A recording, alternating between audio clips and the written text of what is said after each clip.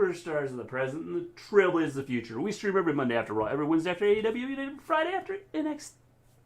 No, we don't. That was awful. I know. That was like really bad. I didn't even start it the way I wanted to. No, you didn't. What's the story, wrestling fans? Tonight, NXT and AEW. we have NXT and AEW. Cody Rhodes is now blonde. NXT and AEW. Chris Jericho and MJF are going to have steak for dinner next week. And we have, well, you'll find out when we come back.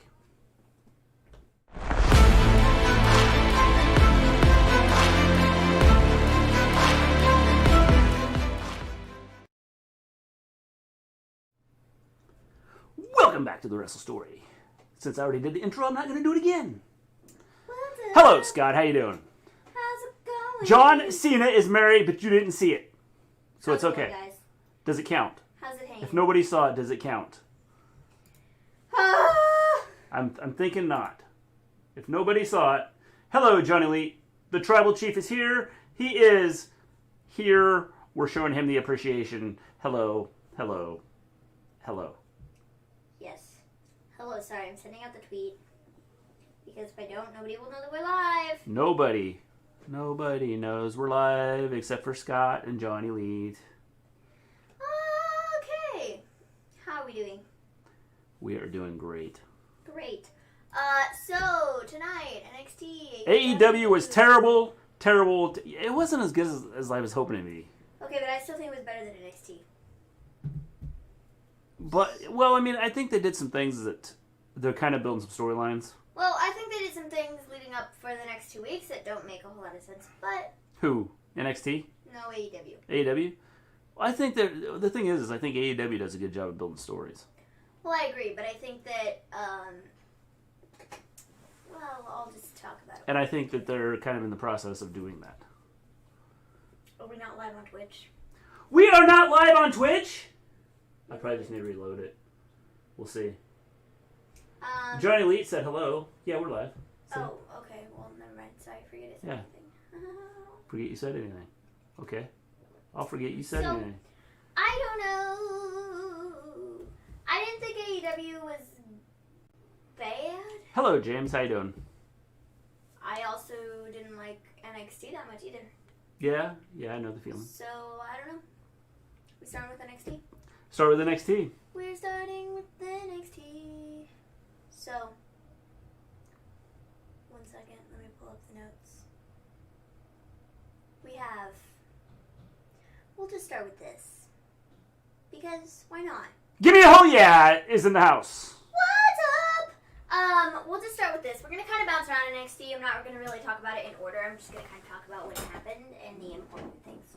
The important things. Because everything is important in NXT.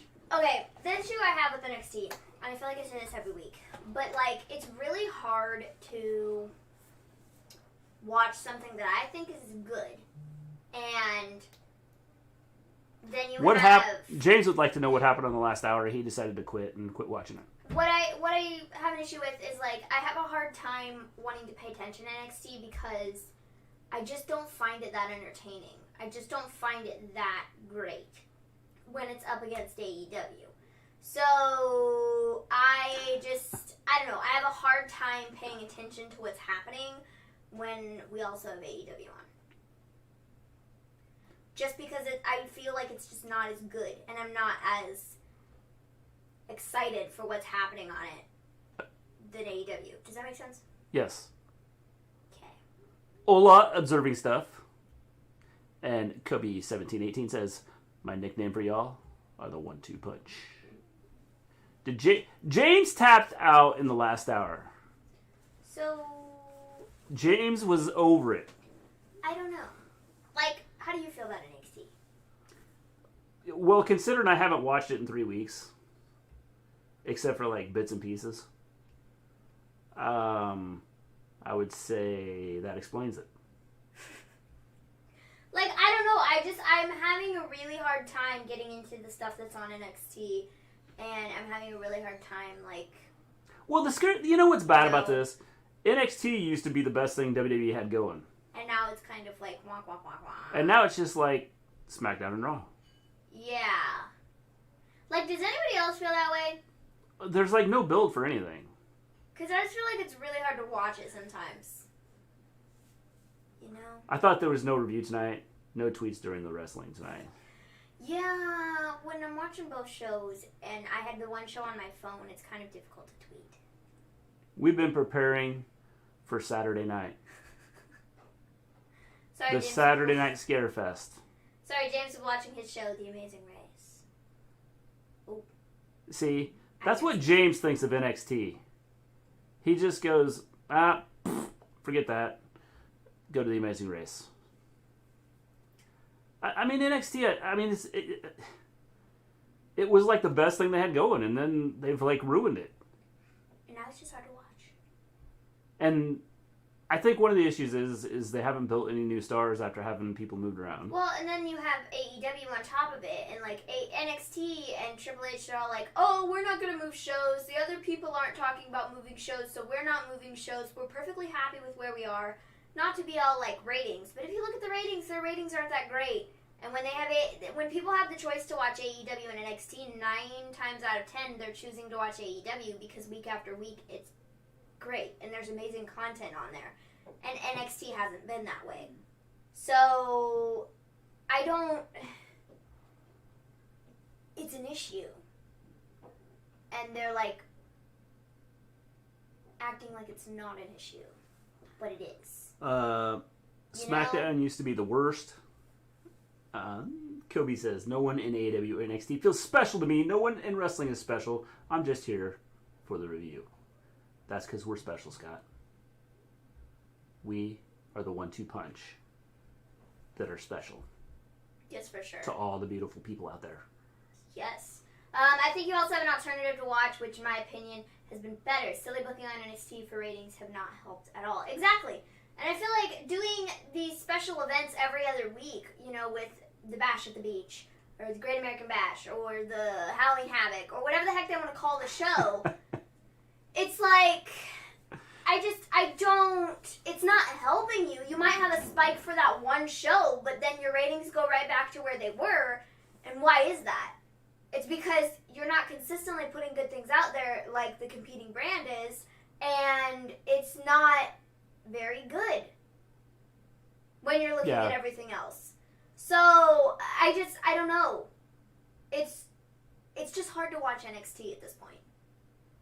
Well, Finn was injured, which, I mean, it doesn't help, but the whole thing is there's no building of anything. And I think that's one of the issues I have with NXT. I mean, like, don't get me wrong. Just WWE in general. They don't build anything. I would say right now, the building of Roman and Jay is probably the best thing they've done in a while. Yeah. The thing about NXT is, like, don't get me wrong, they have great matches, but they're not worth watching if there's no story behind the stuff. Like, that's why going into the takeovers and such, I just don't care. And, like, there's no yeehaw, I really want to watch this type of vibe like there is with the AEW pay-per-views. I thought NXT was supposed to be a third brand. Now it feels like developmental again. If NXT is a third brand, they should be involved in the monthly pay-per-views, if you ask me. I would agree, which I think is part of the problem. They just don't seem to... And having it be the developmental brand, I don't know that that's the issue. Like I said, I think the issue is just there's no building of storylines. Well, I mean, there's nothing. There's no building of anything. And also, like, when they decide to move over some of their top stars that are in NXT, i.e. Keith Lee, Bianca Belair, people like that, when they move them over to Raw and SmackDown and then they're doing absolutely nothing with them over there, but now NXT is suffering because you just moved some of their top stars over when you already had people gone because people are getting injured, that doesn't help their show either. And so then it does kind of turn into all the developmental talent is just showing up on the show. People that we don't really know much about. They're not really going to build up anything for them. They're just there for this one-time deal to put on a match, and that's it. But if that's the and case, then it's over. okay, but if that's the case, then you have to start building some other people. They've got enough people. Yeah, I think they do, but they have enough people that they could build. Pull like someone down from the like SmackDown or Raw. Pull them over for a night and say, but okay, they're not going to. Let's do this. Which is why I think one of the issues that you have is there's no building of anything. I've said to do cross-brand stuff, and I think that would make it more interesting. But you have to build storylines. Halloween Havoc matches or rematches. Yes. And that they have a perfect opportunity with Halloween Havoc to make something, and they're not going to do it. They're not going to deliver. It's not going to be as good as they're hyping it up to be. And it's sad, but it's what they do. Yeah, I mean, that's, yeah. Roddy finished Breezango again. NXT is doing rematches constantly. Kind of like SmackDown and Raw. Well, I'm going to yell about AEW for that, too. Keith Lee might have been staying. Well, that would have been a good place for him to stay. He would have been better staying. Which is sad. John Elite says there were even moves. There weren't moves from NXT with the draft. Yeah, there was nothing. Which is bad, which is sad because nothing against Keith Lee, but they need him. I agree. Absolutely deserving stuff. I won't even watch Velveteen matches anymore. Even at TakeOver, he makes me feel sick. Exactly. It doesn't help when they put people like that out there also, because there are people that will not watch it. And whatever feud he's involved in, that's ultimately hurting the other person when they could be involved in another feud with somebody else. You know, getting people interested in something. They put Kushida in his stupid feud with Velveteen Dream, who there are many people aren't going to watch it because of the stuff surrounding Velveteen Dream right now. People will not watch it. They will turn off the TV, and they're not going to watch his matches. Yeah. It's not like people aren't doing that, because, I mean, Ant in the chat, he did that. He didn't watch the match at TakeOver. Yep. I'm sure there are lots of other people that aren't watching his stuff, and all it's doing is hurting the other talent that he's working with, and they're not getting over, and they're not going to be in any position to be put over anywhere. Cross-brand stuff, Survivor Series is coming up. Mr. G, be patient. The thing is, Scott, I think they could probably do that like year-round. They could like do long-term booking and build stuff for Survivor Series over a long period of time. And well, they could, but they don't do that. So I don't understand why they don't do some of this stuff that would make it more entertaining, more interesting. I'm going to bring up tonight the whole. I'm assuming this is going to bounce to AEW. I'm assuming that Miro and Sabian are going to be going against Best Friends down the road, since Miro came out and attacked Best Friends. What the heck are you talking about here? Huh? That was so random. What was that about? Because I'm talking about how they build storylines. So AEW is building a storyline there. Oh. Because they destroyed the video game. So you've got a storyline starting to be built there. Where on NXT, they don't do any of that to build stuff up. Got it. Okay, that makes more sense to me. I was a bit like, what are you talking about here? WWE could probably do a 2-hour show with all their great content and have an incredible show, but it's all watered down. WWE should learn lessons from old NXT, but instead it becomes main part 3. Yeah, I mean, that's the sad part. They have the talent. They have what they need. Well, they have the talent on Raw and SmackDown, too. And they don't utilize it right. Well, the thing about it is, like, I think moving to a 2-hour show was the death of them. I think when they decided that they needed to be a 2-hour show, which I never thought needed to be the case, they've really just gone downhill since then. I don't think being a 2-hour show is a smart move. I feel like there's just so much filler content on it that it's not worth anything. And the 1-hour show, sometimes I would be like, oh, I feel like I didn't get enough out of this, but other times I'm like, yes, this was the perfect show. This was so good. This was perfection.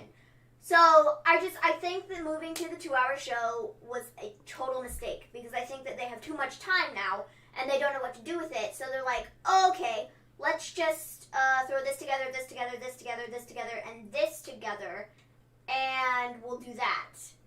But none of it means anything because it's just filler content in between working on these feuds for the titles. Well, again, the problem is they don't build.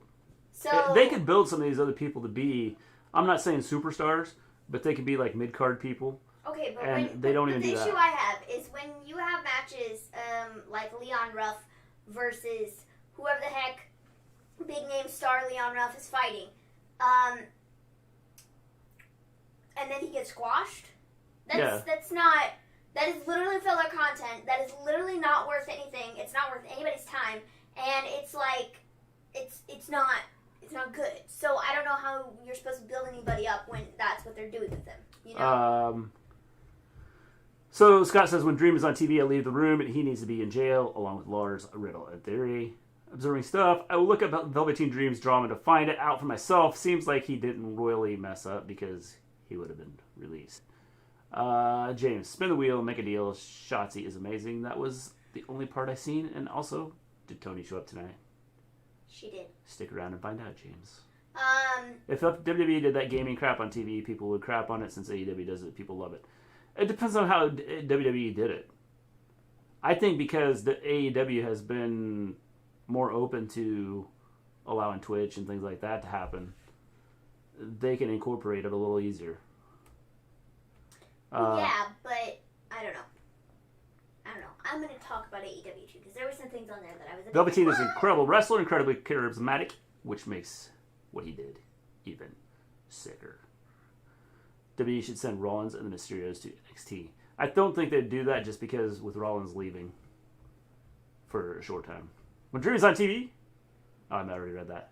How did I read that twice? Like, everything's been scrolling up, and I read that twice. I don't know. Unless Scott typed it twice. Maybe he did. Left with the feeling of wanting more is better than feeling like it's spinning wheels. I agree, but I think one of the issues I have is they just don't... They don't build their stars. And, like, the mid-card stuff is just, like, there's no build to any of that at all.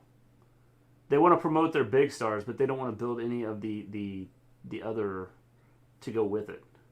Which, you know, old WWE, even like WCW or World Championship Wrestling, before WCW became bigger, when World Championship Wrestling was like a regional thing, like, they would wrestle jobbers, you know, like you said, but it was all to build up the storylines to But see, like, the thing about NXT is, like, if that's what you're putting on every week, though, I don't look at that as being good content. I look at that as being filler content. It's not worth any of my time, and why should I sit through your 2-hour show when 60% of it is made up of that? Like, it doesn't make a whole... Yeah, it doesn't make a whole lot of sense. But the thing is... And I don't want to watch that. Like, that's not entertaining to me, and that's they would part wrestle of the issue okay, but if with you watch NXT right now, and why I don't want to watch it, is because that's what their content is pretty much amounting to right now. If you would watch old... But the problem is WWE's tried to, like, appease everybody and put out these matches, like, every week, and so we get the same matches every week over and over again. But see, they can figure it out to where they don't have to do jobber matches every week for every in-between match between a big match on their show, and finding a balance between that and doing... 87 matches over and over again. Watch old championship wrestling. Okay, but this isn't old championship wrestling. I'm just saying, watch some of that. So, I get it. I understand jobbers and fighting in between. I get that. But when that's what they have on their show every week, it gets a bit annoying. It gets a bit repetitive. And it's like, why? Why am I wasting 2 hours of my life sitting through this show that isn't worth anything? Because 90% of it is made up of that. It's like, wow, there's no point. When you have the option to watch Jobber versus Big Star over and over again on NXT, and I'm dying. 1 second. I'll finish my thought in a minute.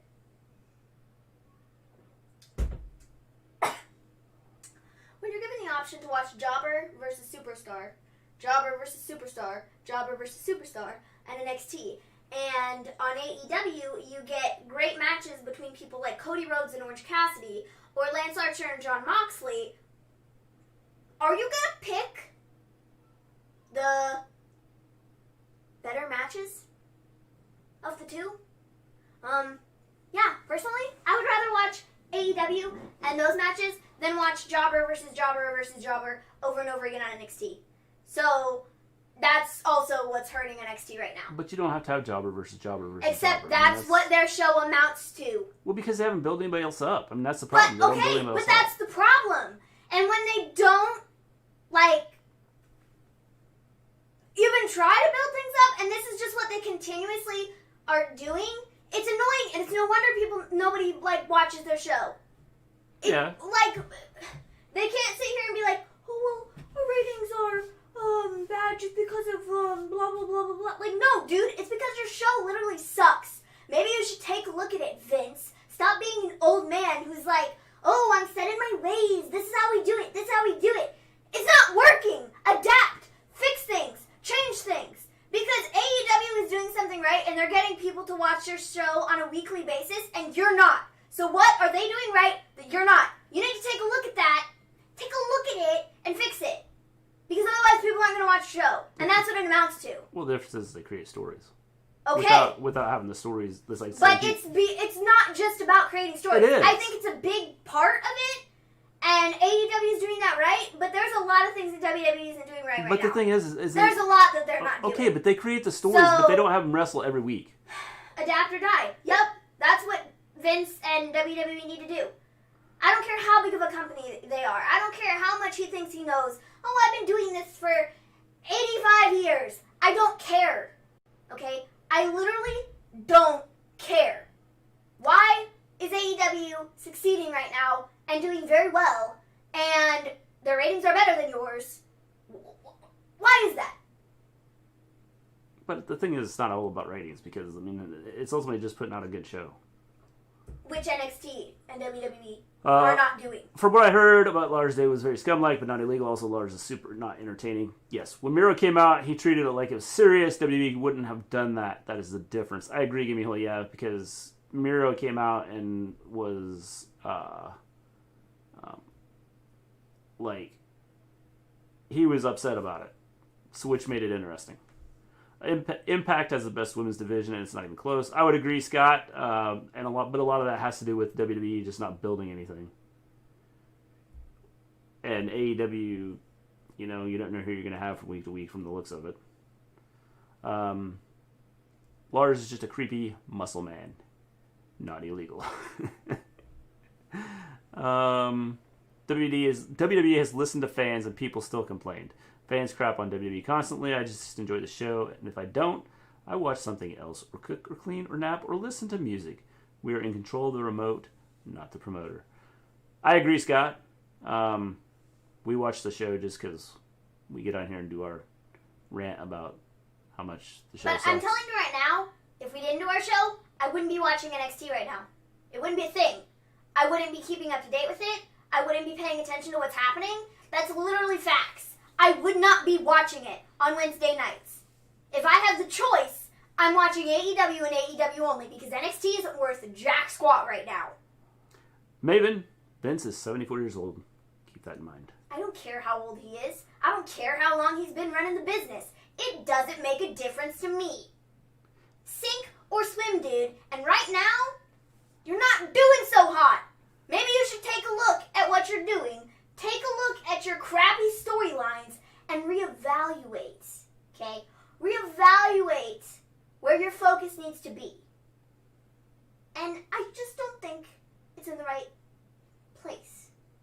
And it needs to change. Because the show sucks. So. I think one of the issues is and, you can turn the channel, like Scott said. If WWE wants to keep people coming in, and this goes for any wrestling company, you have to continue to keep the storylines going. You have to make things interesting. And there's always going to be people that are going to crap on whatever you do anyway. You could have the best show out there, and you're going to have some critic going, well, that sucked.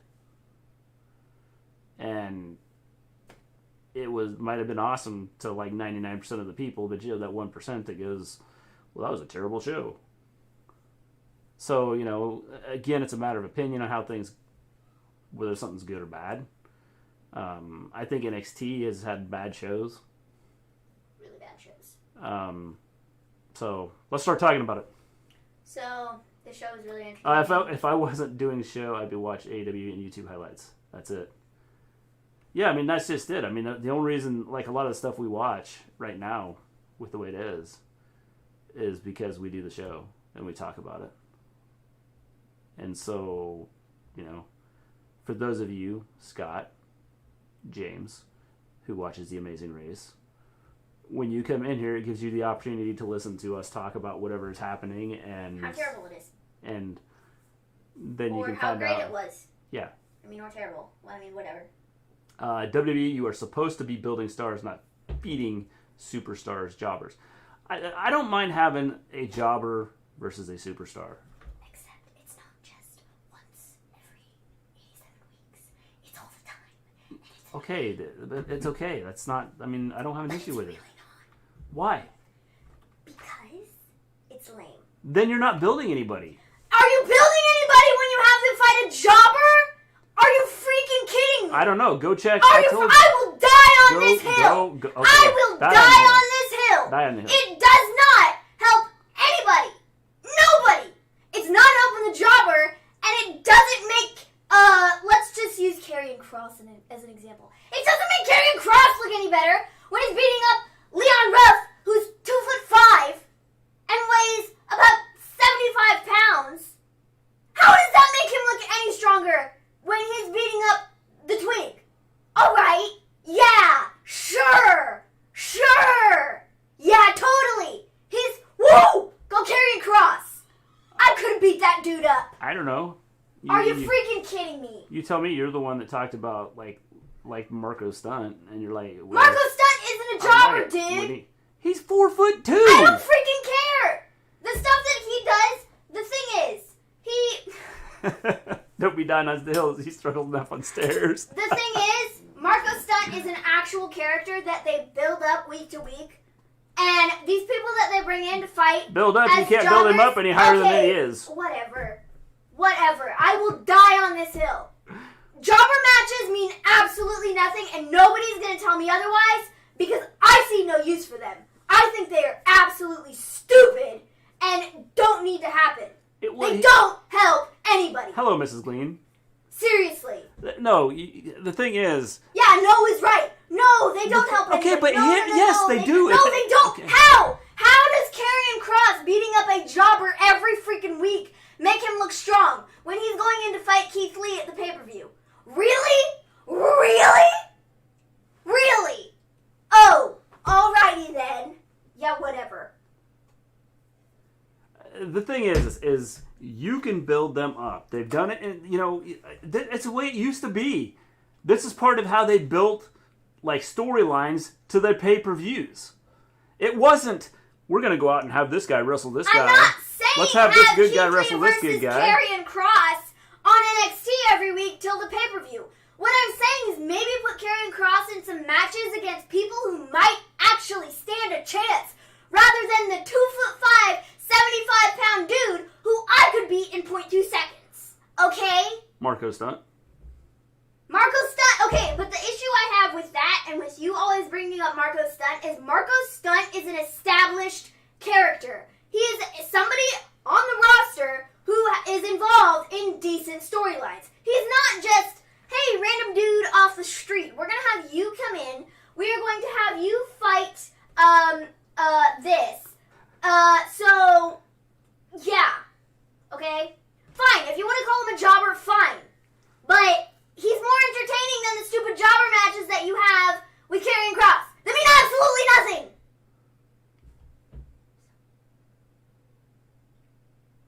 The thing is that is how they used to. But the but listen. 1865 anymore, well, it's not about 1865. So... Okay, and this is part of why wrestling has turned into this stuff where they have to put their superstars against each other every week because people want to see the superstars every week. So what they need to do is, this is where building the character helps.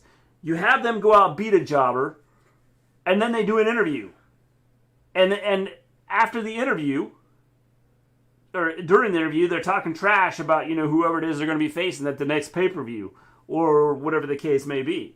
Rather than, the Road Warriors were awesome at this. They would have some jobbers in the ring, destroy them, and then have, be facing the Russians in 2 weeks at some pay-per-view. If they would do this right, it can be done. Except they don't do it right. No, and they don't. But they don't do it. They don't do it right. That's where the problem lies here. They don't do it right on SmackDown and Raw either, because you see the same things over and over again, which is why we get the same match 57 times. And I'm not saying. So then they go to the pay-per-view and it's terrible. Okay, but see, when you sit here and you argue with me about, the jobber matches, they build up. Okay, great. I'm not saying do Keith Lee versus Karrion Kross every week on NXT. That's not what I'm saying. What I'm saying is maybe put Karrion Kross in some matches against some of your more established talent on the roster, rather than Leon Ruff, who stands absolutely no chance whatsoever, because to me, that doesn't do anything at all for anybody. Now, the jobbers that were mentioned here, Marco Stunt, James Ellsworth, Barry Horowitz, all of them had a gimmick. And so you can, but you knew every time they got in the ring, they were losing. You knew every time that they got out there, they were losing. I don't care, what was going to happen. They were going to lose. You knew it. And so your jobbers, if you want to build them up, and you need to build them up to make them look, make people go, wow, yeah, this is really entertaining. Marco Stunt's going to lose this match, but man, he's really entertaining out there. Look at him. He's 4'1", running around the ring. Oh, Lance Archer just threw him through the building. If that's what you want to do, then fine, But, part of it is doing a promo and having the destruction against the jobber. Mr. G, they aren't creating characters around the jobbers at the moment. You're both right. Well, they're really not creating characters anyway, which is the problem. Jeez, this makes me and Tom look like a tea party timeout. I like tea parties. Tea parties are fun. I don't know, dude, but I will die on that hill. Jobbers are not worth the jock squat. Not just a tea party. A Yorkshire tea party.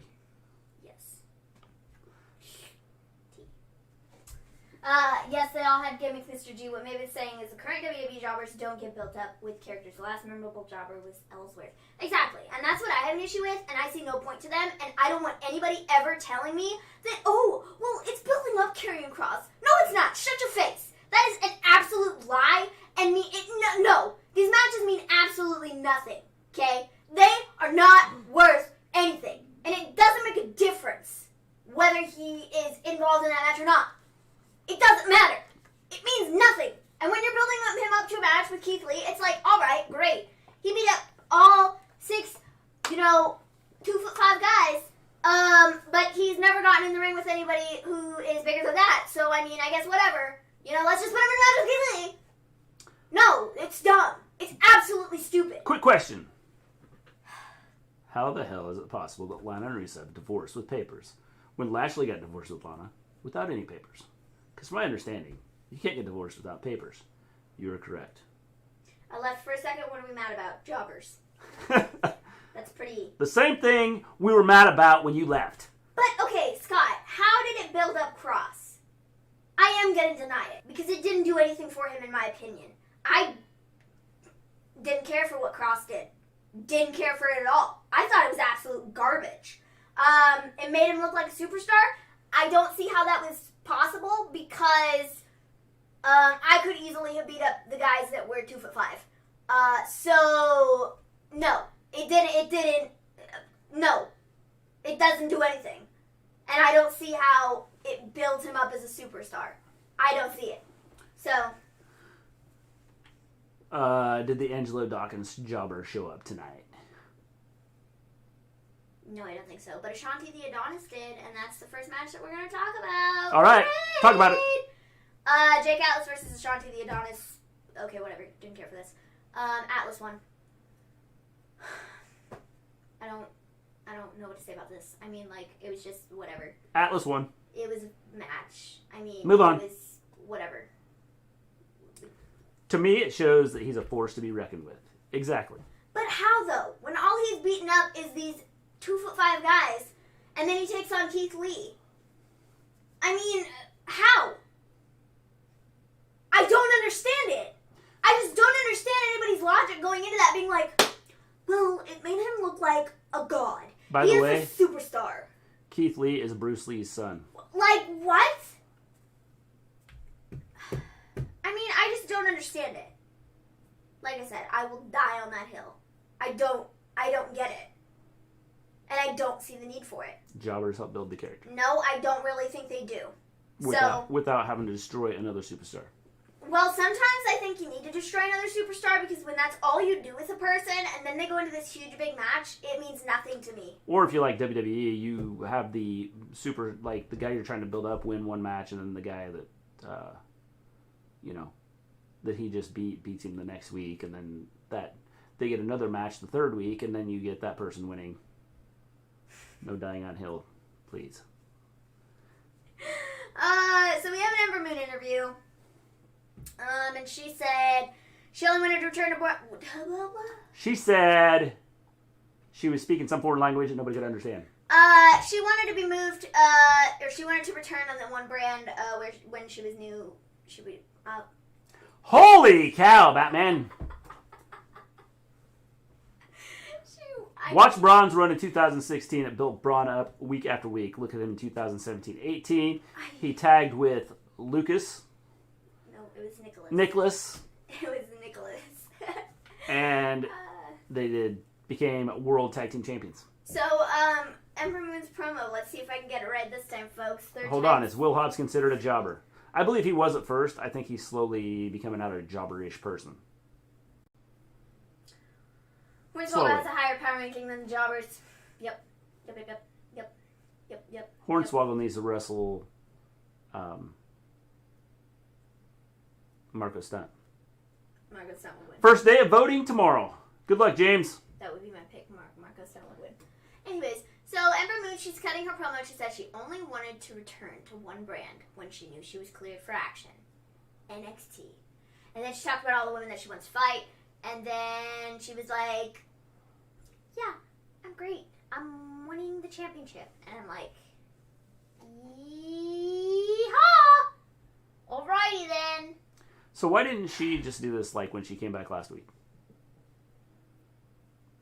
I don't know. Last week's promo absolutely sucked. It was awful.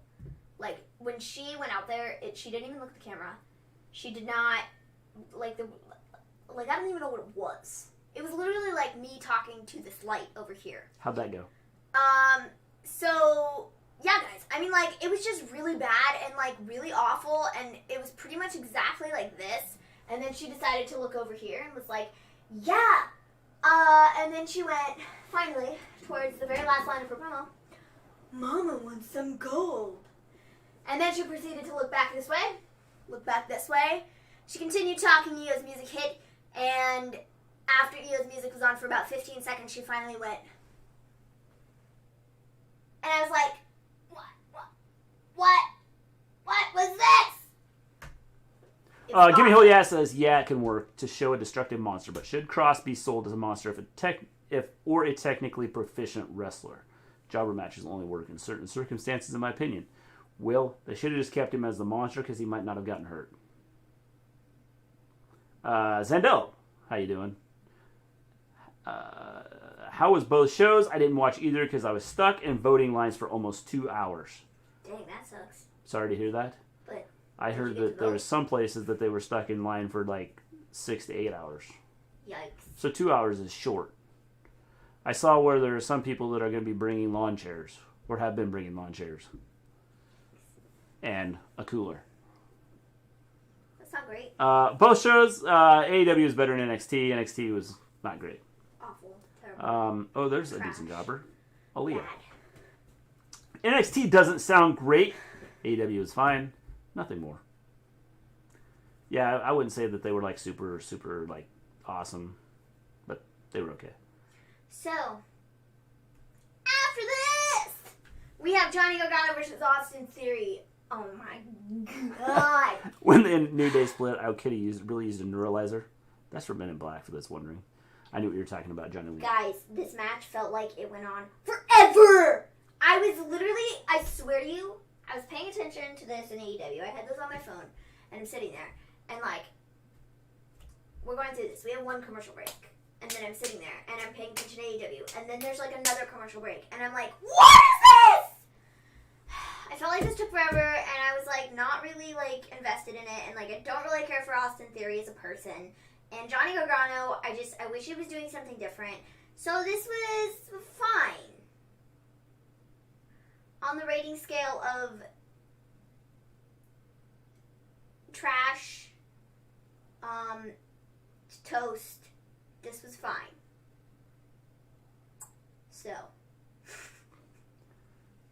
So we're rating this between trash and toast. Yeah, because that's about on the scale in which... If we're on the rating scale of trash to toast, this was a good match. I think. Theory. It was theory. Observing stuff. Yeah. So... Theory or Fury? It's theory. Let's just call him Austin Fury. It's theory. Let's call him Austin Powers. So, yeah, because that's about how great NXT is. Cameron Grimes is a disgrace to North Carolina. James! I like Cameron Grimes. I like his gimmick. My rating scale for NXT is really different than my rating scale for AEW, in which the rating scale for NXT is trash to toast. Toast being kind of okay, and trash being absolutely awful.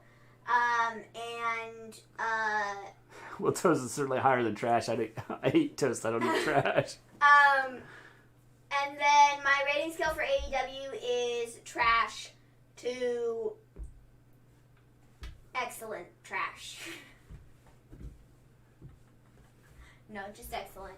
Because excellent is excellent, and that's what AEW is sometimes. Y'all scumbag of a president is coming here to North Carolina. James, he's making his rounds trying to save his life. He was in Iowa today. This is fun.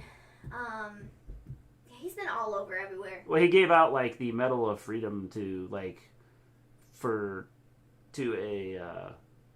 one of the greatest wrestlers, like not like a professional wrestler, like Olympic style wrestling. I don't know, where was he yesterday? He was somewhere else. Florida. Oh, Florida, that's where he was. He's going to all the places where he has like great supporters. He's going to all the places that are having COVID issues and like hospitals being overran, and soon with the flu kicking in, there won't be any beds left for people to sleep in.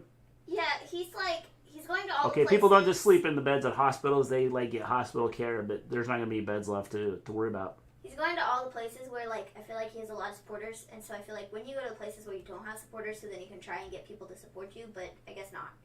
I guess he just wants to go to places where he knows they'll be all like, "Yes, Trump." Yes. But I don't know. Observing stuff, you can always live out your dream and go become a professional wrestler. Gargano versus Fury wasn't that bad to me. Theory. I think we already talked about this. But yeah. Trump needs to go back to WWE. He was one of the best faces. Remember Raw with no commercials? Well, that's why he's a Hall of Famer. I just don't understand him, man. I like Because Trump better in WWE. I like Trump because not as the president of the United States. He was, one of the best there is, the best there was, the best there ever will be. It's copyright infringement.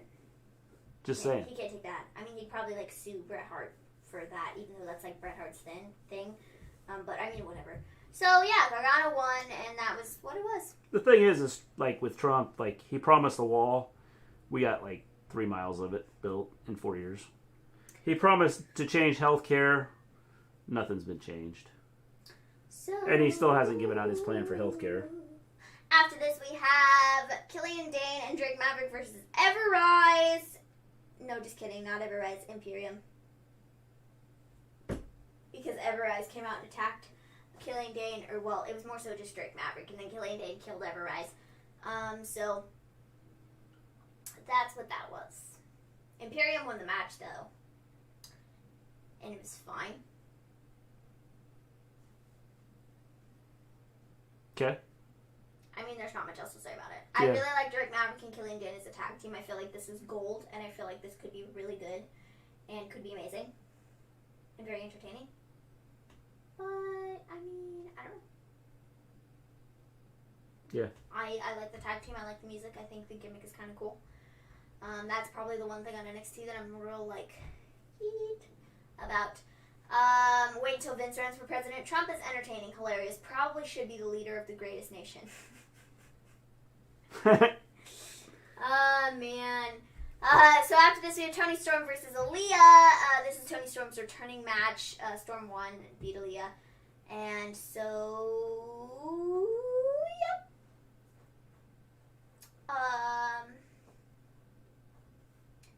This was kind of underwhelming for Toni Storm's first match back. Personally, I feel it's kind of underwhelming, like not that great. Oh God, no, not Vince's president. Trump should have been the leader of Retribution. Oh, sorry, y'all. I meant shouldn't. Probably shouldn't be the leader of the greatest nation. He already is the leader of Retribution. What are you talking about? So, yeah, I don't know. I felt like this is kind of underwhelming for Toni Storm's return. But, you know, it is what it is, I guess. That's his favorite line. Yeah. It is what it is. Dang, I can't believe I'm quoting Trump. Not even on purpose. Leader of Retribution. That would be interesting. For sure. So we also have the number one contender match. This is deciding who's going to fight Io at Halloween Havoc in 2 weeks. This is Candice LeRae versus Shotzi Blackheart. Candice won after she got some help from Indy Hartwell, who gave her brass knuckles. Candice was all like, pow, to Shotzi. Shotzi went down. Candice went for the pin, got the 1, 2, 3, handed the brass knuckles back to Indy, and then proceeded to walk out. So. Yes. So that was that. So LeRae is going to fight Io at Halloween Havoc. Alrighty, folks. I'm going to yell about this. I'm also going to yell about this on the AEW side. Why are we running back the matches that we just saw? Like, not even that long ago. I don't get it. I mean, I understand this is kind of WWE's thing, and this is what they do, but this is NXT. And why are we doing Candice versus Io again? If the outcome is not going to be any different than the first match that they had, why are we doing this again? Because they think it's going to draw people in? I don't necessarily think that's true. Especially if you literally just did this at the pay-per-view. Yeah. The thing is, I think they can do something with Halloween Havoc, and they're not going to. I think they can make it really good, and they're not going to. So, yeah. But I like Halloween. It's like one of my favorite holidays. So I like Halloween too. Halloween is great. So it's like, you know, you can do some cool stuff with it. So Cody case is up here yet again. Why is it so hard for people here to listen? Reason, wear your damn mask, people.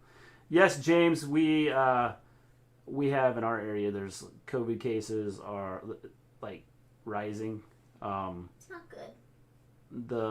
People are such jerkwads. Yeah, the states around us, there's like high cases of COVID.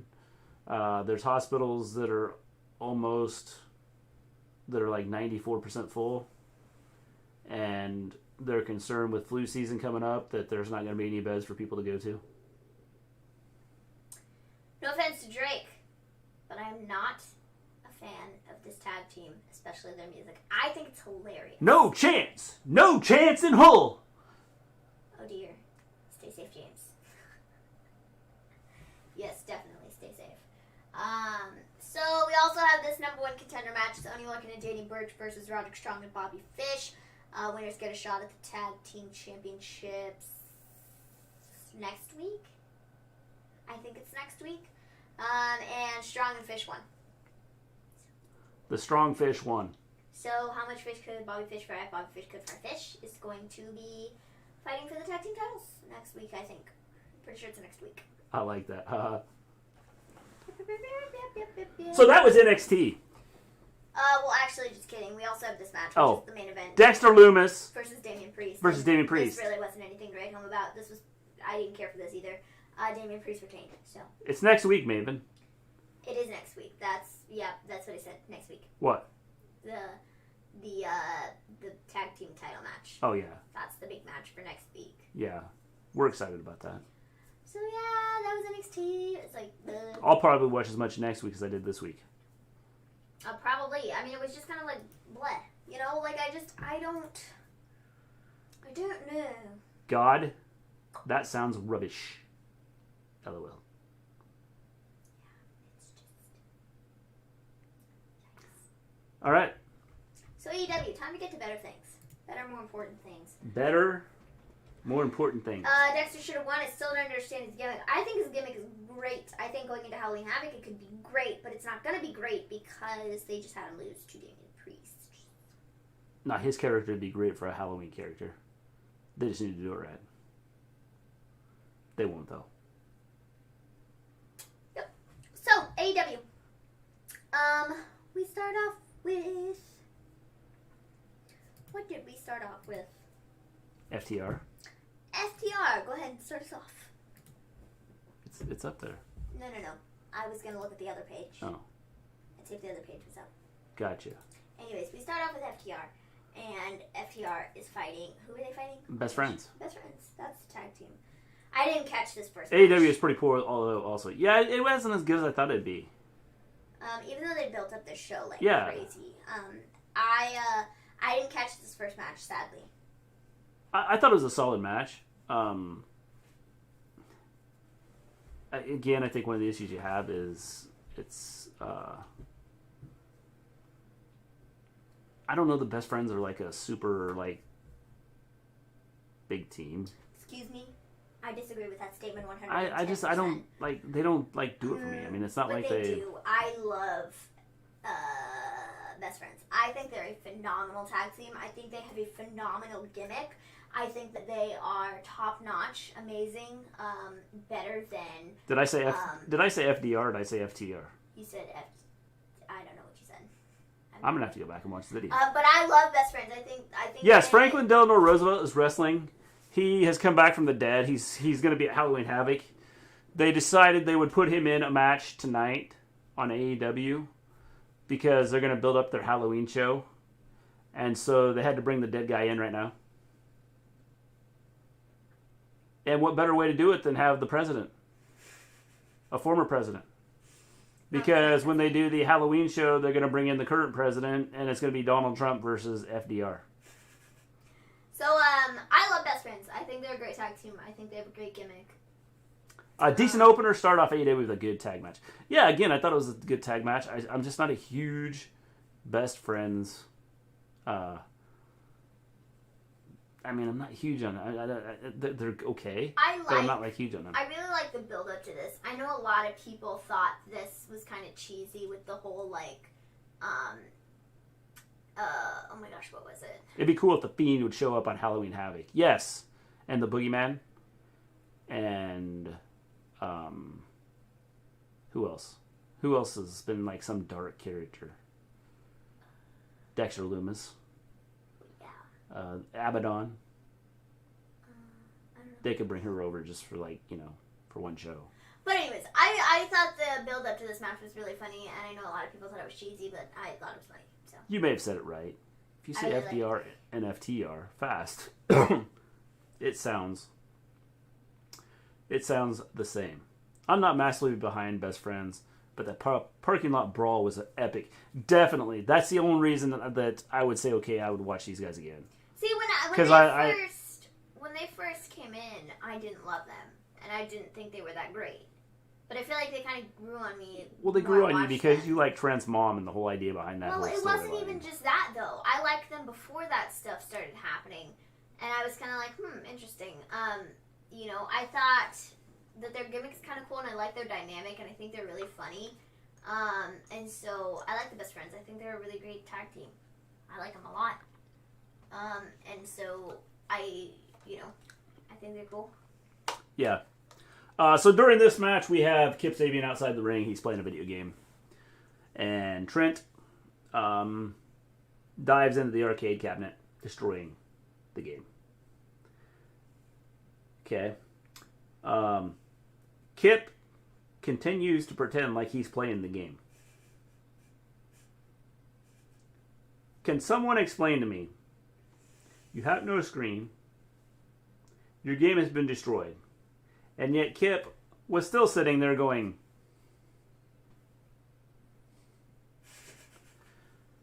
like, dude, the game is broke. It's not broke, it's broken. The game is broken. Sorry, I'm going to be the grammar police, but that's just not proper English. The game is broken, not broke. So Penelope runs back to the dressing room. All like Kip's like, "Hey, get back to the dressing room. Tell Miro that like they destroyed our video game." So they ran out. Or she ran out. The match ended up. FTR ends up winning the match, and then Miro comes out and destroys Best Friends. So I'm assuming that that's who will be facing each other next. Now again, here is building a storyline, okay? This is something they have built for down the road, I think. Which is cool. I'm not a huge on Best Friends, but this is a way to build a storyline. I got to the point in my apartment, I wipe everything down with bleach every time I come back home from taking care of my business. Is that too excessive? Well, James, I just go to the toilet to take care of my business. So I don't even leave the house. Broken. Delete, delete, delete. Yeah, dude, I swear, sometimes I have to be the grammar police. I hate to be that person, but I'm going to be that person because it's not broke, it's broken. Yeah. Okay? Broke. And no, there's nothing wrong with wiping everything down, James, because there is evidence that COVID hangs around on things for like up to 28 days. Broke is like I'm broke. Broken. Is like delete, delete, delete. I'm broken. Okay? Or I broke that. That would make more sense. Not, it's not like we go, I broken that. That doesn't make any sense. So in some cases you're right, in other cases you're not. Sorry. Sorry, man. I'm schooling the teacher. Yeah. Good thing I'm a math teacher. Not English. Not English. It's a good thing. I don't speak English. Teaching their kids. I don't speak American English or British English. So after this match, Penelope Ford comes out with Miro. Miro comes in, destroys Best Friends, and then Miro and Kip Sabian are fighting Sean Maluda and his tag team partner. Unknown. We don't know who it is. Doesn't say. Miro won the match, and he's like, "That's what happens when you mess with his games." Do not mess with my video games. So that's what that was. Because I will break you. Sorry, no speak English. Sorry, no speak English. Maven's Wrestling Grammar Police. Yep. She is. So we then have Lance Archer who's backstage beating up Jon Moxley. And this was fun. This next segment is literally gold. I love this. MJF comes out. He says he has an announcement. So he brings out Chris Jericho in the inner circle. Okay, I'm getting to the point, does Chris Jericho have like the best entrance ever? I don't know. Probably, maybe. Maybe possibly. Like seriously, doesn't he have... Wait. I feel like it comes down to Cody and Chris Jericho. I mean, Jericho's entrance is like the best ever. Was there any women's matches? We're getting to it, James. We're getting to it. Yes, there was. Jericho has the best entrance ever in wrestling. And that's saying a lot. And a lot of it has to do with the fact of how he gets the crowd involved. And I think that if this was a packed crowd, this would be like, the ultimate. Because I think they've gotten louder. Even with, the 12 people they have there, they've gotten louder. And so I think that this is by far the best entrance ever just because of the way the crowd gets involved. I think the Fiend's entrance is the best, Gentle Dom. Okay, yeah, I feel like we have to take that into account too, though. I think the Fiend's is cool, but I don't know that... Jericho's, you get the fans get into it. Because they get in and sing the song. Yeah, I mean, I get it. I don't know, I feel like there are a lot of really great entrances.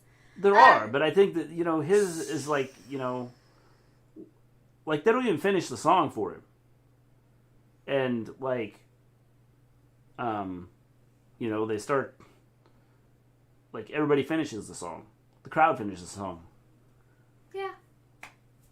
But Jericho, you got fans singing along. Yeah, and I think that's why I think that his entrance is probably the best ever, just because the fans finish the fans sing along, but then they finish the song.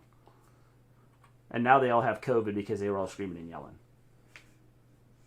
I still can't get over Lana has a title match with Asuka. James, it's not going to end well for her. As she will get destroyed. Jericho could be second. Michaels third. Yeah, if we're talking about Shawn Michaels, which I'm assuming that's who we are because that's the only Michaels that I know of. Yes. Shawn Michaels is top notch. Might be my favorite. Because, I mean, I'm just a huge And it's Shawn just saying that Michaels. because there's a video out there of him dancing to it. I mean, I think Shawn Michaels is great. Yeah. He's like one of my favorite wrestlers of all Yeah. time, if not my favorite wrestler of all time. I feel like his stories were good, his wrestling was good, like everything about him was like just great. And then the storylines that he was involved with, the people that he worked with, I think it was all just like so cool. Jericho's about to turn So face. amazing. Is he going to turn face or is MJF going to turn face? I don't really think it matters whether you turn MJF face or not. I think people are going to like him or they're going to boo him. And I don't think it really matters what they do. And I don't think that... Well, that's because he's a jerk to everybody. See, but I feel like... But whoa. Dude, please tell me you haven't seen that video. I haven't seen it. I haven't seen it.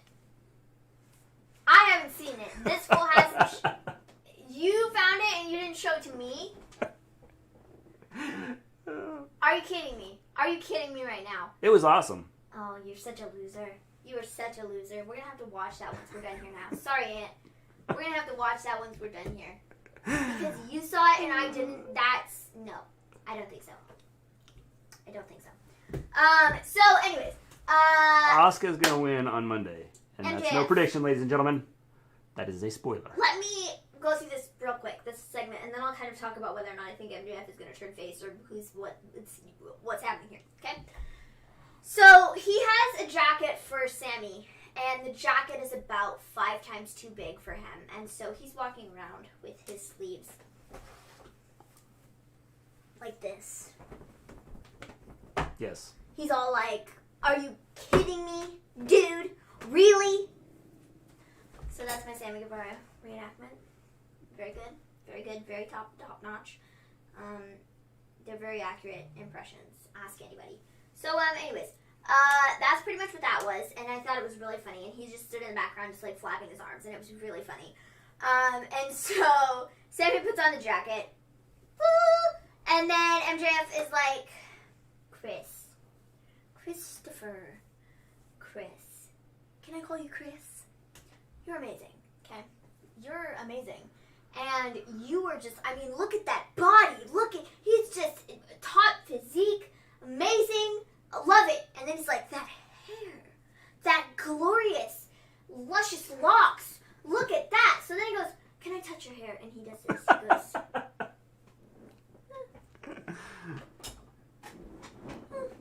and so that was that, and I thought it was really funny. And then,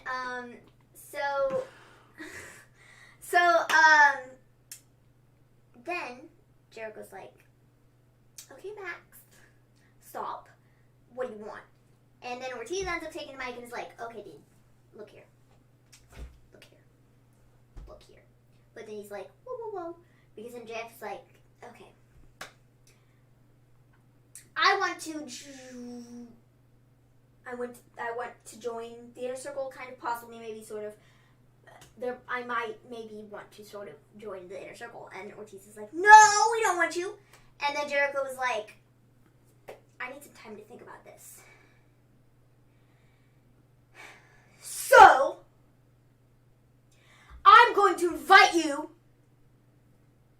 to a steak dinner next week.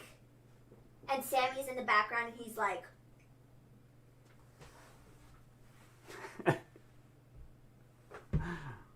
what? A steak dinner? This is a good No! And MJF was like, you're inviting me to a steak dinner? You're inviting me to a steak dinner? And Jericho's like, yes, I'm inviting you to a steak dinner. And MJF's like, you're inviting me to a steak dinner? He's like, yes, I am. You're inviting me to a steak dinner? Yes, I am. Are you going to accept it or not? And MJF's like, I accept your steak dinner offer. I will see you next week. Good segment. This was brilliant. Yes. Definitely. This is brilliant, and I love this, and I thought this was top notch.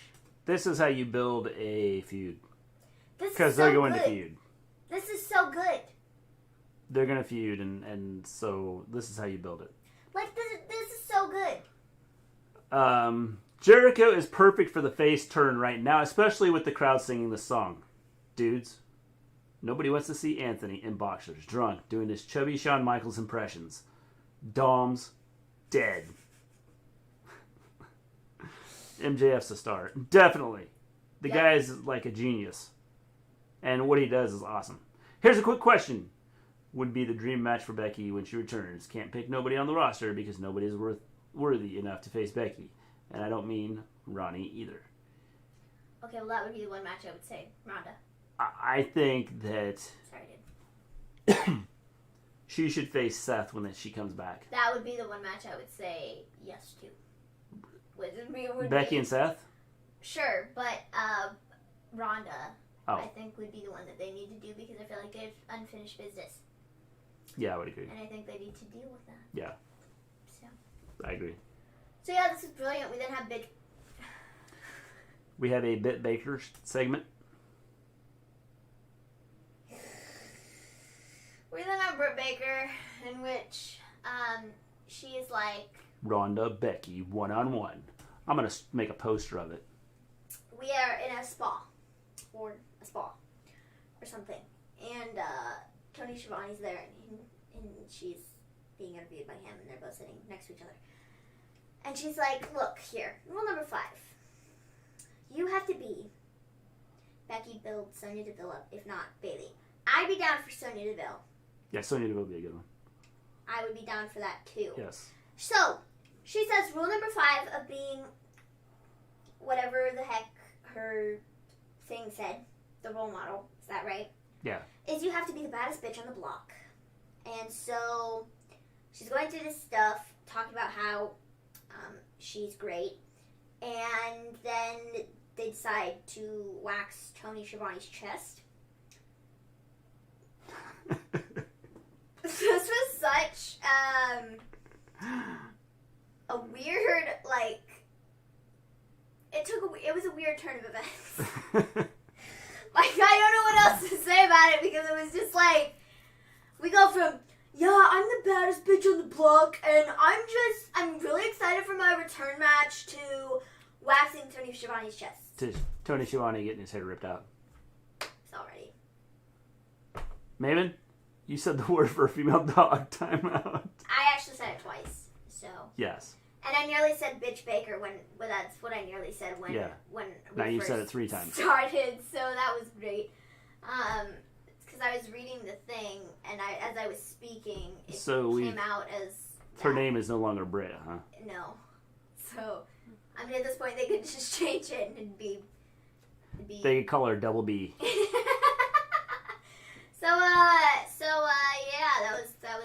that was that. So she has a match next week. This is so random. And Tony's not going to be around for a month. This was such I mean, what were your thoughts on this? This is like such a weird segment. Yeah. It was just all over the place, dude. And I guess in the best way possible. It wasn't like it was a bad segment, but it was just so whoa. That was alrighty then. Yeah. I thought it was cool. I mean, it was. I love the whole ripping the hair out of his chest. I just thought it was funny. Yeah, it was. Uh-oh, we got somebody following us in my alert box. Why is my alert box not... Oh, weird but freaking hilarious. Yes, I agree. It was definitely weird. But Jofo in the ring. How you doing? So, after this, we have Cody versus Orange Cassidy for the TNT Championship. Cody's hair is blonde again. I attribute this to, if we recall, a couple weeks ago, the amazing, fabulous Cody Rhodes came into our chat on YouTube, and I told him that his hair sucked, and it was awful, and he should go back to blonde. Guess what? He's now blonde. Cody's back to blonde. I wonder why. All because Maven told him to do it. I have that much power. Yes. And so... What is up? Not much. How you doing, Jofo? So, yeah. I mean, that's why Cody's blonde again. It's because I told him to do it. So, this was such a boring match. Wow. I think that... Okay, but I... Love the Tony Schiavone segment, by the way. Yes, I loved it too, because Britt and Tony work well together. They do. They're really funny. And they're great. Yes. And I love the two. They work really well, and they bounce off of one another very well. And they're just funny. Yeah, I mean, like I said, they work well together, and the segments they've done, even like this one, was really cool. Mm-hmm. And I loved watching Tony Schiavone get his chest out ripped out. So, Cody versus Orange Cassidy for the TNT Championship. Okay, I don't know what to say about this. It wasn't bad. But I felt like the Orange Cassidy gimmick, it just didn't really work in this match. And, because Cody was just kind of, I don't want to say over it, but kind of over it. He was just kind of like, dude, come on, dude. And not in, a playful, let's get you over kind of way. It was more of, I don't know. I just didn't love it. I didn't love their chemistry. And the thing I didn't like the ending. I think doing the whole act 20 minutes this match, it was a draw because they went to the time limit, and then we're getting this in 2 weeks. Again, the same match for the TNT Championship. I don't see the need for it. I don't know. Yeah, I think that the one issue is I think because of Orange Cassidy's character and the whole idea of not having Cody turn, like we thought he was going to. Mm-hmm. I think this was going to be a hard match to really try and... Well, see, but I don't even think that Cody needed to be a bad guy in this match. I just think that Cody just needed to let Orange Cassidy do his thing instead of, just... Because that's what Orange Cassidy matches amount to. It's his gimmick, it's his thing, and the person kind of lets him get over it a little bit before they're finally like, oh, I'm done with this. And I feel like Cody just going into it didn't really care about the whole gimmick. And didn't really want to do this whole thing with, let's do the pockets, let's do the kicks. I don't think Cody wanted to do that. And I just didn't love it for that reason. But maybe in the long run, maybe this is part of Cody turning. Well, it might be, but I feel like this was just a stupid match to do because it didn't really do anything for either guy, and we're just running it again in 2 weeks, and I don't see a need for it. But in 3 or 4 weeks, we may look back at this match and go, okay, the whole Cody turning his hair dark, and then having them. Having him turn his hair dark, then coming out and saying, hey, you know what, I'm not changing, I'm going to be me. I'm always going to be me. You guys don't have to worry about that. I'm here for the fans. I love you fans. Maybe this is still part of him changing over time. What doesn't help is that Orange Cassidy just had a match for the TNT Championship 2 weeks ago against Brody Lee, and he lost. So, I don't know how he really got this match in the first place, or how it made sense to give him this match, because it's not like he was in the top of the rankings or anything. Yeah. So it doesn't make a whole lot of sense to me, and I understand the whole looking back on this later and thinking that it's going to play into the storyline, but to me, I just don't see a need for it. It didn't need to happen. Well, again, I think it's one of those things I just wanted to get Orange Cassidy out there and... I guess, but I don't see how this really helped him, though, because I feel like he didn't get his gimmick over because of what happened in the match with Cody. I feel like it wasn't that great. Well, again, maybe down the road this changes. Give me a it was like watching two people wrestle in Teakle. Slow, no story, no build. Face-to-face is difficult and needs... Or face versus face is difficult and needs a dynamic, and this had none of it. Exactly. I feel like Cody wasn't really playing into the whole Orange Cassidy gimmick. I feel like Orange Cassidy was just doing his best to be him, and so I don't know. But see, even with bad guys and other people that Orange Cassidy has fought, they play into it. And Cody didn't do any of that. It doesn't matter who Orange Cassidy has faced. It doesn't matter if it's a heel or a face. They have played into it, and Cody didn't. And I don't know. But if you watch the bad guys, they'll play into it, and then they'll punch Orange Cassidy, or try to punch Orange Cassidy in the head. Okay, so they play into it. So Cody here I don't care if Cody is probably trying to be a nice guy. But Cody could have at least played into it. Realize and I feel like that, I didn't see any of that. I don't know. I mean, it's just one of those things. I don't know that it was... And maybe down the road we find out, Orange Cassidy and Cody will fight again, and... Well, they are fighting again in 2 weeks. But, I know, but, I mean, I don't think in 2 weeks he's going to turn. Well, I'm not saying he's going to turn. I don't know if he's going to turn. I don't know what the deal is. I don't even know if he's going to turn at all. But what I do know is that I think this was pointless, and Cody didn't play into the gimmick, and I don't think it was that great. Well, I think we need to wait and see what happens in 2 weeks to see whether this is... But I don't think there needs to be a match in 2 weeks, though, based on how this one went down. There was a dumb finish. Doing the draw at the end for 20 minutes, I think that was stupid. They should have had a definite winner, and they shouldn't have, I don't need to see this again in 2 weeks. See what happens in 2 weeks. But the thing about it is, though, okay, I got it. We have the match in 2 weeks. But if this one didn't go over well and people were like, what was the purpose? Why do it again in 2 weeks? There's no reason. Okay, well, whatever. I think that this could be built up into something if they do it right. Especially if Cody's going to turn. So, I don't know. I just didn't... I think you will see a side of Cody the next time they run. Because he wanted to come out and show that, he's friendly and for the fans and all this stuff. So I think that's what the whole idea of this was. That's why his hair was different. That's why the speech last week he gave. And so I think that this is all part of him, I'm not turning, I'm not changing, I'm going to be me. And so in 2 weeks, I think you're going to see something different. I think you will see something different in 2 weeks. They're fighting again in 2 weeks, and I'm not looking forward to that at all. Also, timeout DQ is a special stipulation that should be saved for something important. Cassidy wouldn't have been hurt if he lost. Exactly, and that's why I think he just needed to lose the match, or they didn't need to do this match at all. And I think this hurts the show in 2 weeks going into it, because people are generally looking forward to things that are happening on the show, and this is not one of those things based on the way it went down this week. And I don't think it's necessarily a great thing. I don't think doing this match again is needed. I don't think it's necessary. Well, I don't know. We'll see what happens in 2 weeks. I mean, like I said, it could be a change. Okay, what's going to happen in 2 weeks? But if people going into it aren't looking forward to it, then, I mean... I'm curious to see where they go with it. Like I said, I think this could, they could do something here that's different and interesting. But we'll see. James says, I shared the show. Thanks, James. So then we have Lance Archer interview. Moxley comes in and attacks. Mox and Archer fought. That's what this was. It's just leading up to their match later in the show, which is fine. Yeah. We then have Matt Hardy, and Matt Hardy is being interviewed, and his family's there, and he says that he is cleared.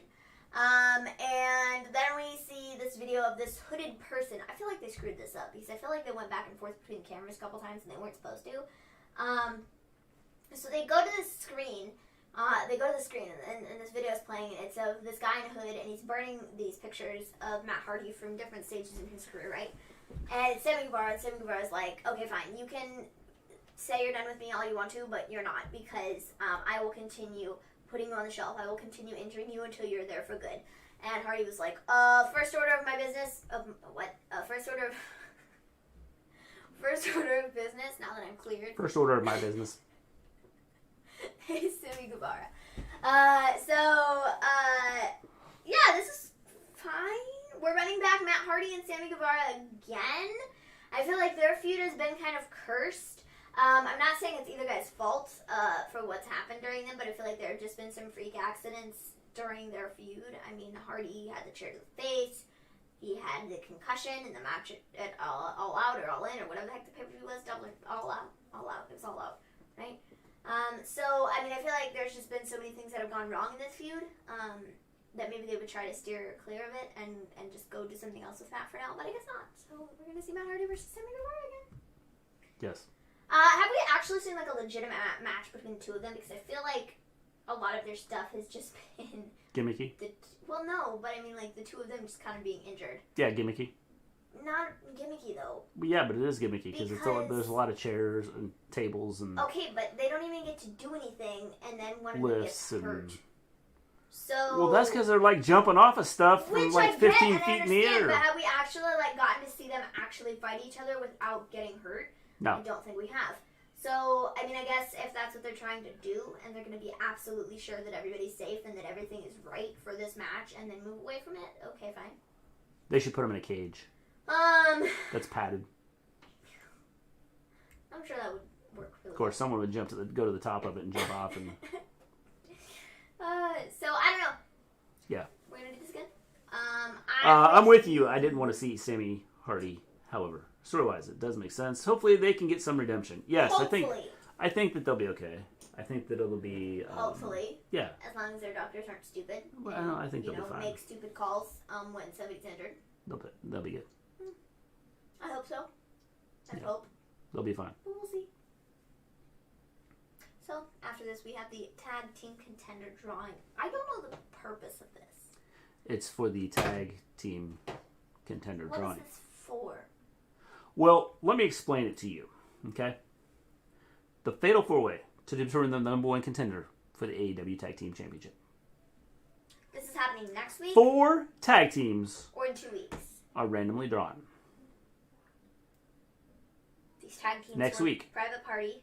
Private Party. Silver and Reynolds. Silver and Reynolds. Butcher and Blade. And the Young Bucks. And the Young Bucks We know who's winning that match. are selected. The Young Bucks then come in and super kick everybody, and brawl ensues. This was a terrible brawl, by the way. And It was the brawl for it all. And we're left with the Young Bucks standing tall. Yes. This brawl was awful, dude. Like, the Young Bucks super kicked Silver and Reynolds, but then, it wasn't good. Yeah. They just, It definitely it was wasn't. weird. It just wasn't very good. No. It did not look very good, did not look very clean. It was just kind of like, what? So I think the Young Bucks are winning that. I think it's ultimately gonna, because the winner of this match get a shot at the champions at Full Gear, right? Yes. That's in November.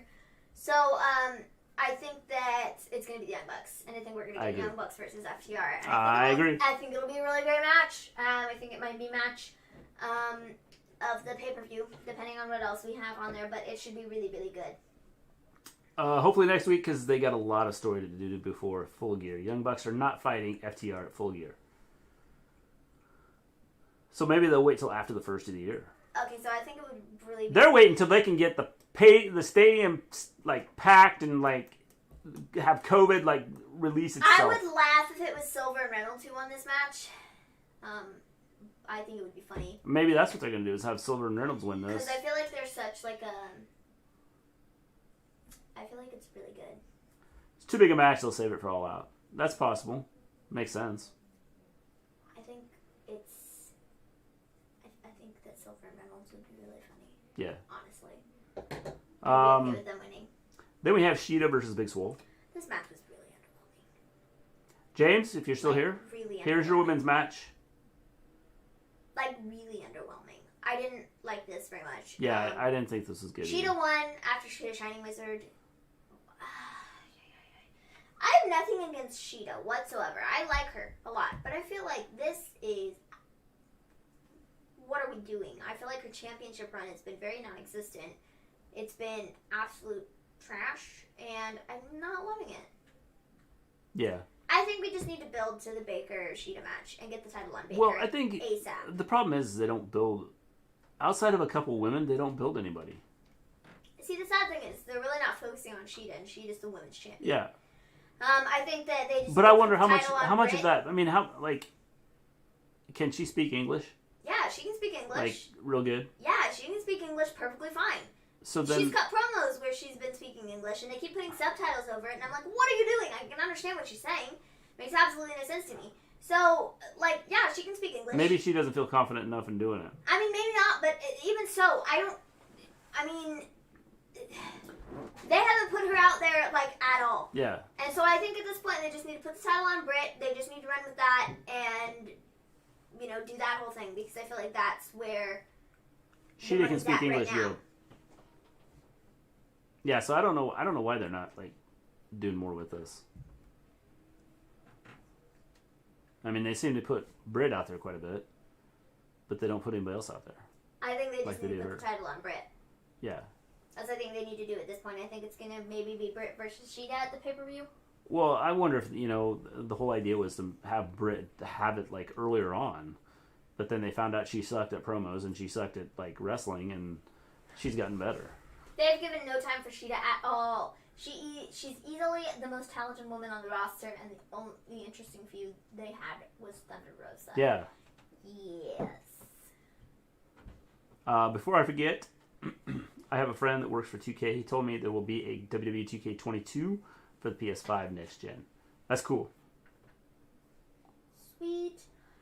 So I don't know. I feel like they could build up Shida more. I think that they should be cheating. They should be building up Shida, but unfortunately they're not. I don't know why that is. Well, they're not. Again, they're not building up any women. But at this point, like I said, I think they should probably just throw the title on Britt.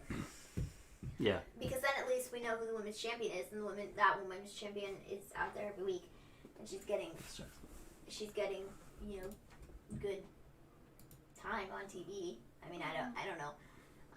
So what was after this? If you want to go back to that page real quick before you look up whatever you're gonna look up, so we can start talking about that. Yeah, the Moxley Archer. Oh, the Moxley and Archer. This was turned into a no disqualification match. Not gonna lie, this is a bit underwhelming. Didn't love this. Nothing against these two guys. I really have not been a fan of Moxley's title run. I'm not saying it's been bad, but I just haven't liked it. I just don't really think it's done anything for the title. You know? Like, I haven't. I mean, am I wrong?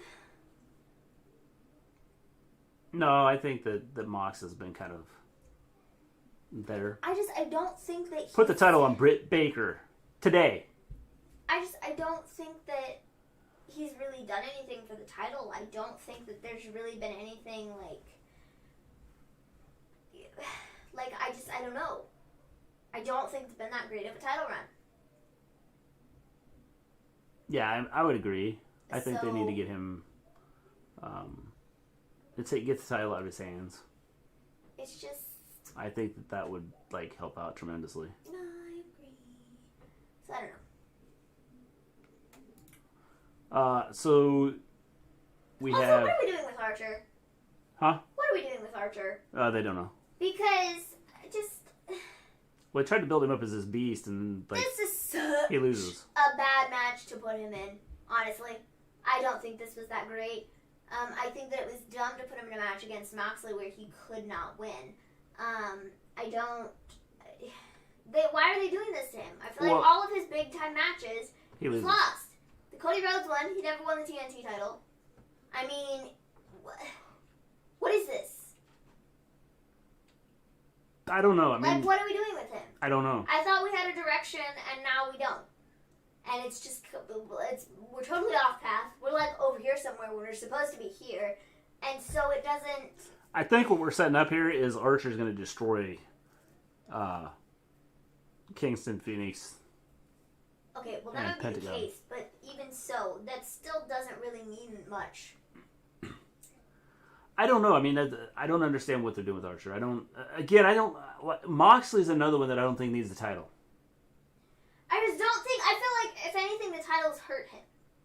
Yeah, he's kind of like the Fiend. The title is not necessary. No. I feel like Moxley just needs to go out there and beat people up. Yeah. I feel like it's not helping the title any. He needs to beat people up, and he needs to get beat up by people.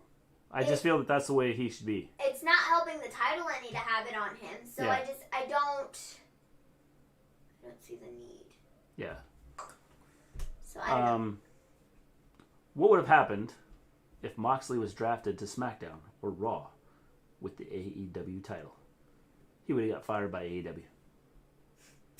It was a bizarrely booked match. Lance looked weak. It should have been Lance killing Mox. Mox manages a paradigm shift through the table and wins. Yes. Yeah. I felt that this was This was not very good. No, they're like I said, Moxley doesn't need the title first off.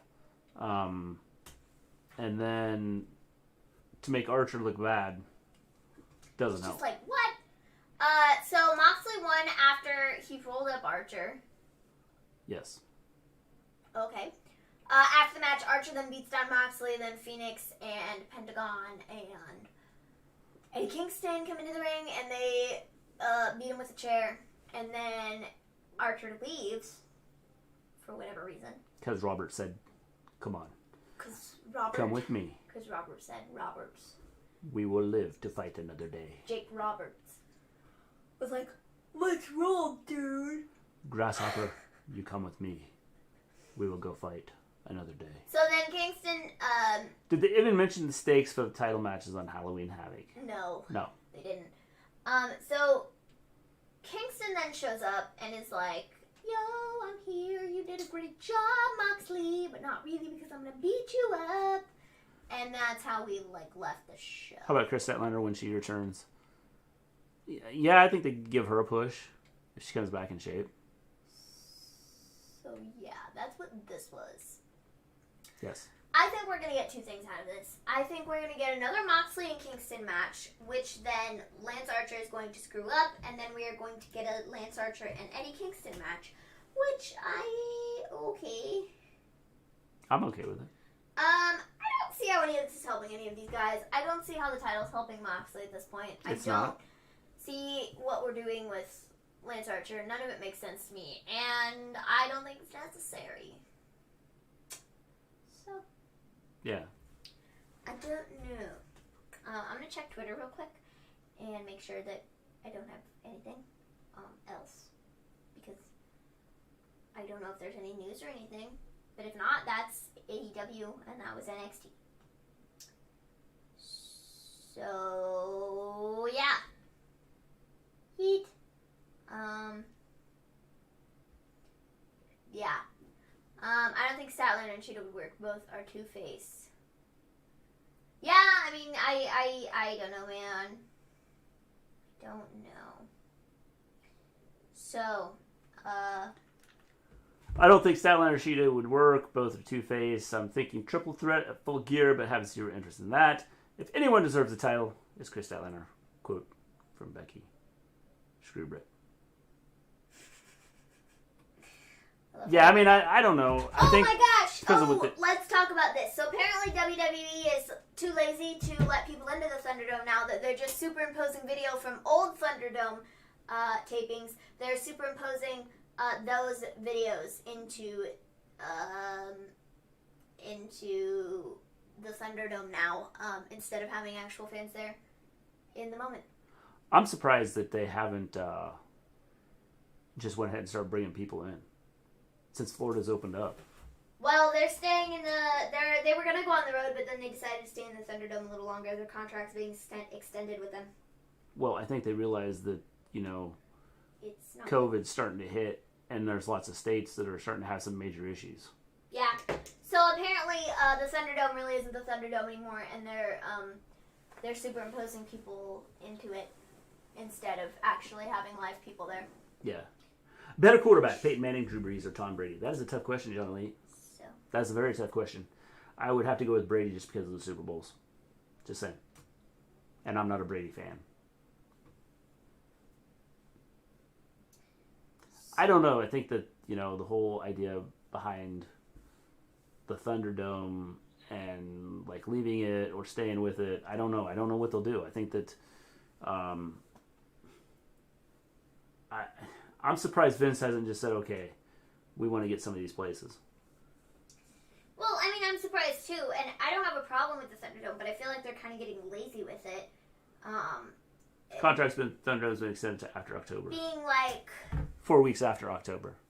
I feel like they're getting really lazy with it, and if they're not even going to have actual people in there anymore, and they're just going to take old stock footage from a Raw from 2 months ago or 2 weeks ago or whatever, and just superimpose that video of this person over top of some of these things, it's not even like people are getting a chance to be in the Thunderdome, so then it's what are you even doing? What's the purpose of it? If you're just going to take the people that you already had in there and put their videos up there pretending that they're there live, watching it, what's the purpose? Yeah. I don't know. It doesn't make a lot of sense. If Becky was in AEW, would y'all want to see Becky versus Britt or Chris Statlander in AEW or WWE? Becky versus Britt would be good. Yeah, Especially since Britt's gotten better. I'd say Becky and Britt. Becky versus Britt, yeah. So, Oh, wait. They're taking archive footage for the Thunderdome? Yes, they are! There was somebody tonight that was they're using I'm in the Thunderdome, but I'm not in the Thunderdome. I'm watching AEW. I'm not in the Thunderdome watching NXT. And so they took footage from a previous broadcast that they were on, And they put that video over one of the boxes and pretended that they were there, but they were actually not. So...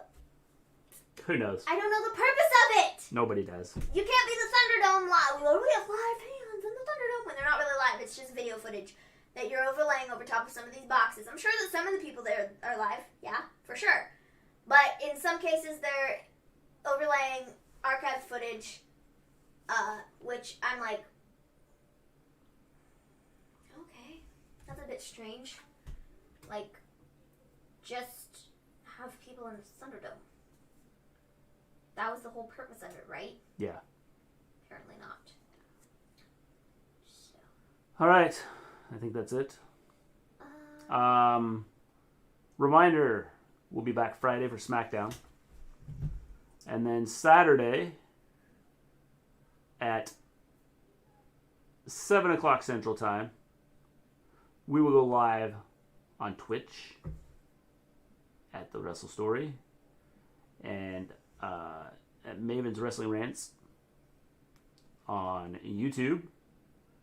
And we will watch a horror movie for Maven's first experience with a horror movie.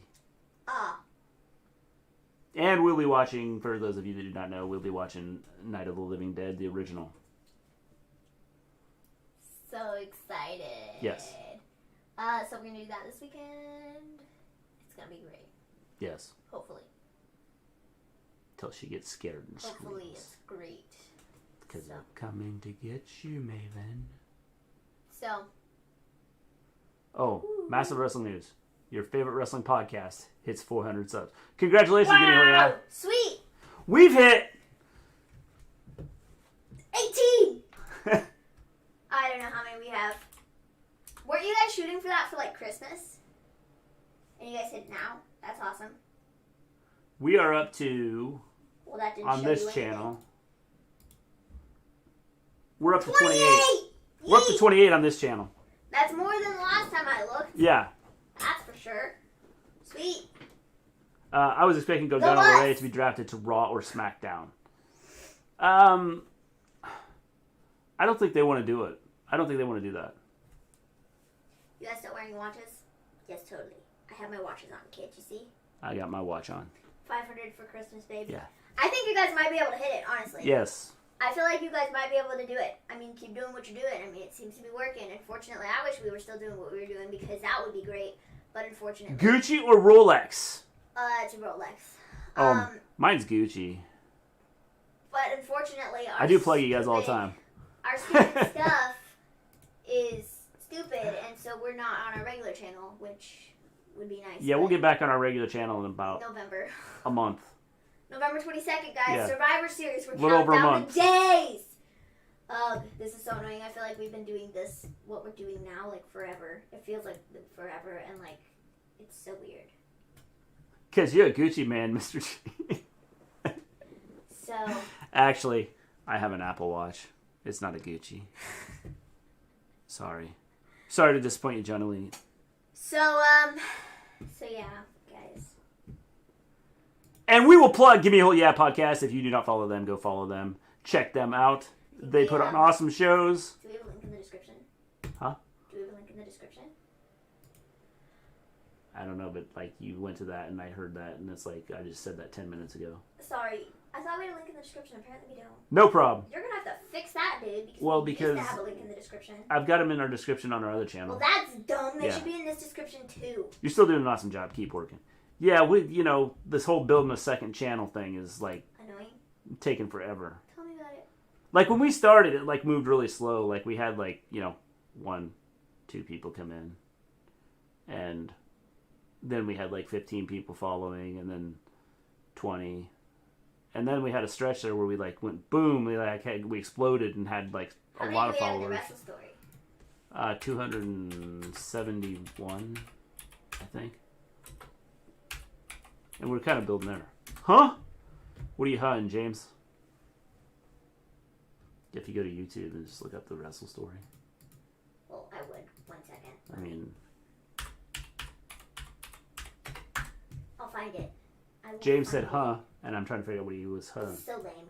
This is Let's go to YouTube and look up the rest of the story. Just go to YouTube. This is dumb. The Wrestle story. Jeez. So annoying. 271. Yeah, I knew it was something like that. I think that's what I said. I think I said 271. Whatever. I feel like it's been forever since we've been on there. It has been. It's been a long time. I understand. Your content's just as good as it always was. And your regulars love and appreciate you. You guys rock. You guys are amazing. Good night, guys. Awesome show, guys. As always, have a great Thursday. James, we'll see you Friday, right? Are you going to come to our watch-along with us? The horror movie watch-along with us? It's going to be so great. So great. So great. So great. Yeah. It's gonna So be great, top so notch. great, so great. It's going to be top notch. We're going to be so good. All right. Anything else? With that, we are taking off. We will see everybody Friday night. And don't forget, Saturday night, Maven gets to see her first horror movie. Peace out, everybody.